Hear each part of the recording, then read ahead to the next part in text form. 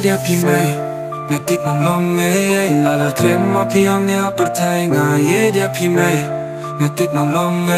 la trema piangnya pertai May bayi paroh ki jing steng trong pinati mau Dan mapi bayat dayang anak ki jing pang jing sau Ki hikaya ngabang anim bahang ne ha pertai Ngam laban ni klem mapi may Habang apang piri ki sumaya nga Ito'y bangan long o priyo waba Ngatim mo pa pishe chushe tadya nga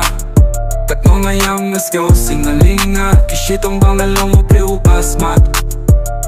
Knang bahatian hapot nalong unong mikma Ye dia pimay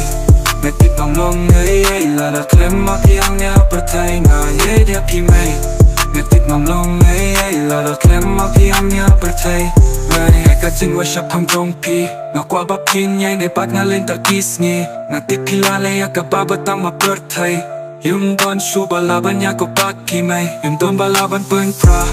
Nya kajing di jongpi yang ala Daki piu ki keling mano bai men sim yang a Nushtu pa nong ba day me jong a Jing ye jongpi yang a kajil liu kong katu liu ba La da nga ye sak mga tip wen sim jongpi kata Nga ye dia pimay Ngatip mang long la la klem mapiang niya pertai Nga ye dia pimay Ngatip mang long la la klem mapiang niya pertai Mari hai keng ngan siu kiliang Nang kwa da shisha ya pibat bentang Habang una hapiwan yarap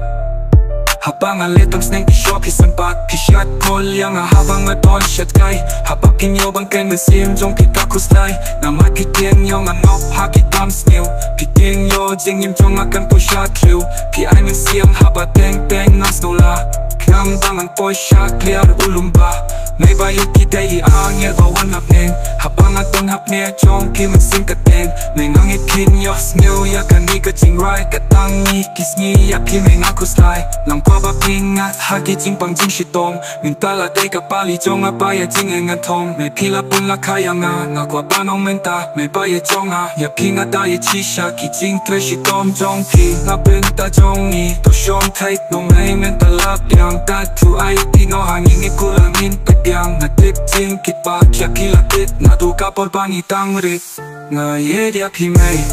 Ngetik mang long la la klem mapiang niya pertai Nga ye dia pimay Ngetik mang long la la klem mapiang niya pertai May